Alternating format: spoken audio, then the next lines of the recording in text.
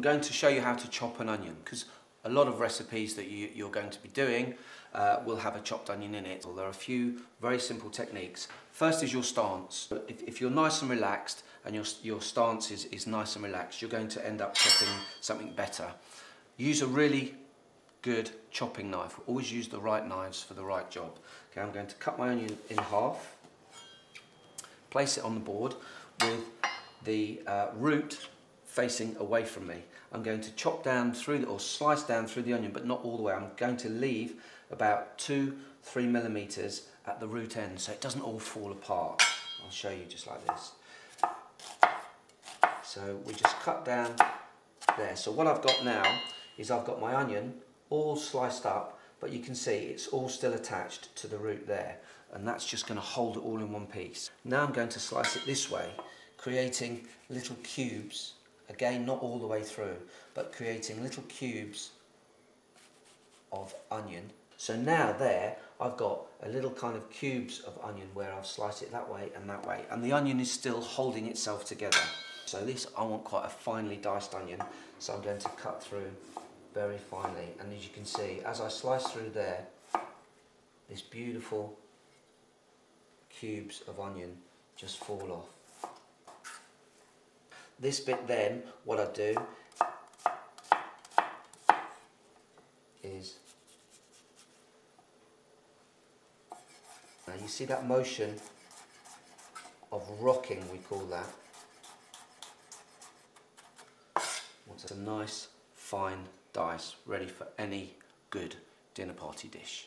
Now your recipe may ask for sliced onion, and it's a slightly different principle. We're going to use the rocking of the knife. So obviously you can see the knife has this lovely curved shape to it, and that's for a reason, so that the knife can rock like that. As it rocks, we're going to move it forward and back, and that is going to give us our slicing action. Root, I'm going to cut off this time because I want my onion to fall away as I slice it, and then I'm going to use this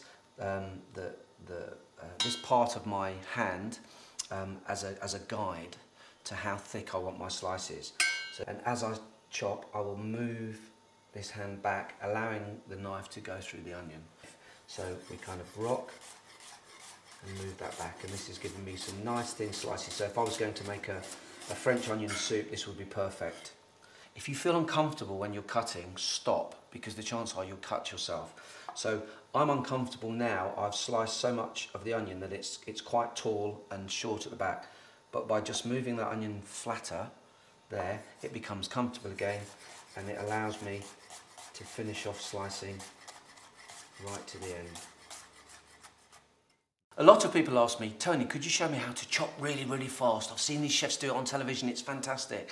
It doesn't really serve a purpose. It saves you a little bit of time, but actually it's a showing off thing. And we all like to show off a little bit. I'll give you a few tips. On the board I've got a courgette, so we'll use that. Now it's round and it might roll about, so you need it to stay still. So maybe just take a little bit off the underneath there so that it lies flat.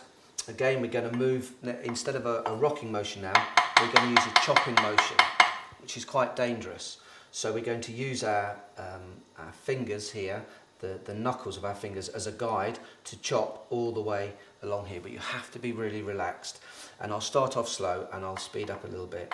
So basically the chopping motion is this, as you go down, and then you can just speed it up. Now that serves absolutely no purpose apart from throwing your courgettes all over your kitchen floor. And the other thing is to not look at the camera while you're doing it, because you may cut yourself. But look at that, I managed to be cut free, and I've got my courgettes all over the kitchen, so I'm off to clean up the kitchen.